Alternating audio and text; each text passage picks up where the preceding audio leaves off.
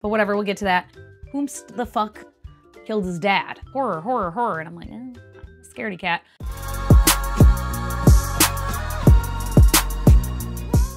Well, hello. Welcome back to my channel. Trishana here to talk about some friggin' books. This is, I believe, the third video I've done like this, where I'm giving adult fantasy recommendations. One of these actually could technically be young adult, I think. But whatever, we'll get to that. But based on subgenre elements. So the 6 books that we're going with today are here. Let me scooch to make sure there's enough room. An Accident of Stars by Foz Meadows, definitely adult fantasy duology. Portal fantasy, very cool. And then Middle West, this is by Scotty Young and who's the artist? Jorge Corona. This is the one that, like, I think technically is teen, but it has some pretty more serious elements to it. And I don't know, I would say it's fine for adults too, but I think it's technically young adult. Anyway, then An Education in Malice by S.T. Gibson. This is historical fantasy, vampires, academic, dark academia vibes, sapphic, etc. Silverblood Promise by James Logan?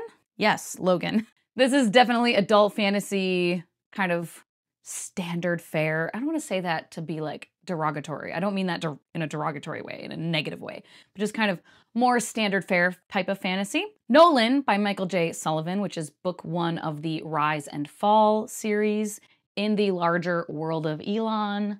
I'm doing this because it's all right here, except some of them are gone right now. It's fine. And then Lone Women by Victor Laval. So let's get into the first subgenre category that I do, and that is political. So if you like political fantasy elements, then these 3 here are probably gonna have some stuff that you will enjoy. An Accident of Stars definitely does. When our main character, she's in our world, she starts off like in our modern time, and then she, there's a portal fantasy, portal magic, and she ends up in this completely foreign, fantastical world with different realms, different kingdoms, and shit's going down. And there's a lot of politicking going on here within these different kingdoms. And then the Silverblood Promise. The premise there is a guy whose father passes away. They were like kind of nobility, and then they're now like destitute. He was kind of exiled from the family for some of his shenanigans, but then his father's murdered and he gets sent off basically on a quest to find out whomst the fuck killed his dad. And there's a lot of like adventure-y stuff, but there are definitely political things. Where he goes, like he gets embroiled in this other, I think it's another kingdom. It's another city at the very least, but I think it might be another kingdom. But he gets embroiled in all of their politics that are going on. People trying to sabotage each other, and he gets pulled into all of it, and we see a lot of that happening. And Nolan definitely has it as well, similar type of thing. It is after the Legends of the First Empire series. It's like 1,000 or 2,000 years after. I can't remember off the top of my head right now. And Nolan is the heir to the Empire, and there's just shit's going down, and there's definitely a lot of like the politicking going on to figure out what we're gonna do moving forward. Now, getting into adventure fantasy, we're going on quests, we're doing adventure-y things, we're going here and there and everywhere. Definitely An Accident of Stars. Once again, from the premise, you can imagine there's much adventuring happening, going to other places with the portal. Not too much of that, I don't think, in the first book, but a little bit. And in the second book, for sure, it's a duology, like I think I said. And yeah, we do a little bit of that. And there's like a kind of trials we see at some point, like to prove your worthiness. Lots of that kind of shit. So very much adventure-y. Middle West, the main character, he's a kid, and yeah, he gets sent off on this journey to try to find answers for things that are going on in his life. His father was abusive and basically turns into tornado. His rage is manifested in this fantastical way of becoming a tornado. And yeah, the kid escapes and is off trying to find answers because he starts feeling things internally and having things manifest externally, and wants to find out what's going on and how he can like stop himself from becoming his father. And much adventure ensues, meeting various different characters, getting embroiled in different things, and so on.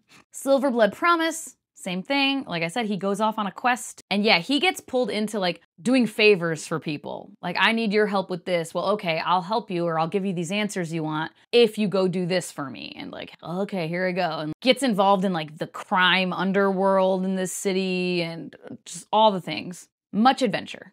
And Nolan, he's like heir to the throne or whatever, but he's also a soldier. And we start off with him off on kind of a mission, essentially. So there's a fair amount of that as well. Missions were going on, battles and fights to be had, etc. Military fantasy. I don't love if military fantasy is like the primarily a military fantasy. Not my vibe, but I can handle a little bit. And in An Accident of Stars, I would say there's like a little bit of that. It's more so, it's kind of military, it's kind of like rebellion. You know what it's like military adjacent, I guess, I would say. There's a little bit of like them strategizing, like how they're gonna do XYZ against the kingdom. And then Nolan, like I said, he is a soldier. He's literally a soldier. And there are definitely like military battles. And then there is like an external force that tries to attack them, and they have to like fight back, like in battle.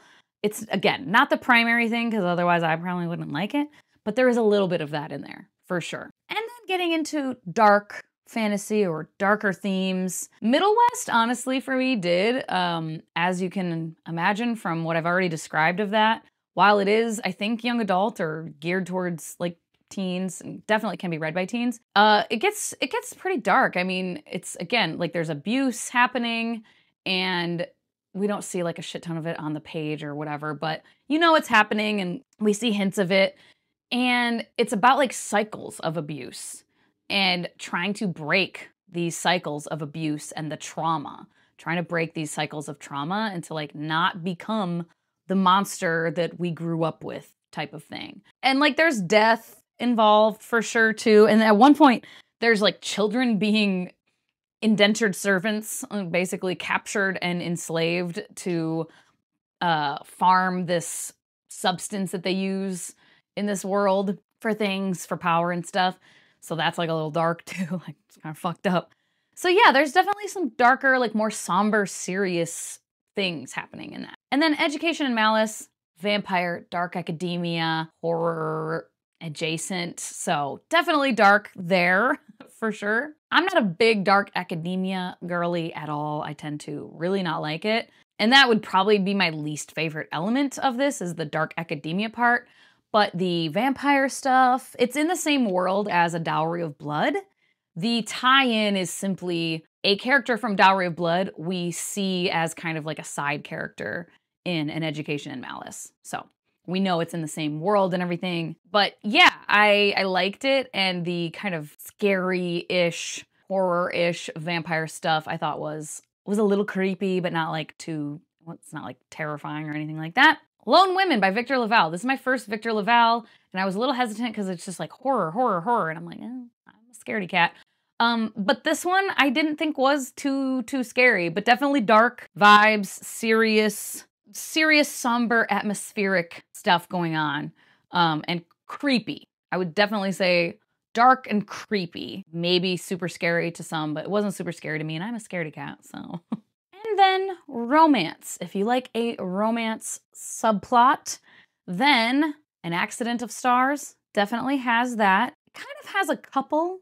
There's not any like one in particular. It's just naturally groups of people together.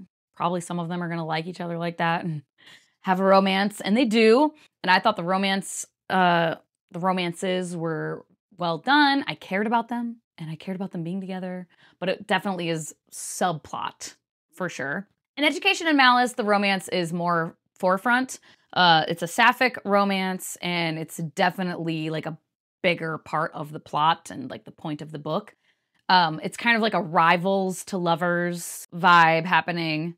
So there's that. Quite enjoyed that. And it's like kind of toxic and like, again, it's like dark darker. It's not like crazy toxic, and like the romance itself isn't like especially dark, I wouldn't say. Maybe not like the happiest little cutesy romance. And Nolan does, I almost didn't put it on for Nolan because it's like so minor and so very much like subplot stuff. But there is like romantical kind of stuff that we see. Michael J. Sullivan tends to do that. There always tends to be like some romance happening somewhere, if not multiple places. And there is here too. Like I said, it's not like the main point or the biggest part of it at all, but it is there and I liked it. So there we have it. These 6 books in the various kind of subcategories for them. So if any of this sounds appealing to you, if these subgenres strike your fancy, try some of these out. Let me know if you are intrigued by any of these or if you've read any of them and what your thoughts were. Or of course, leave a little emoji if you want to say hello to make your presence known. And as always, thank you so much for your time. Hope you all have a wonderful day and I will talk to you later. Bye-bye.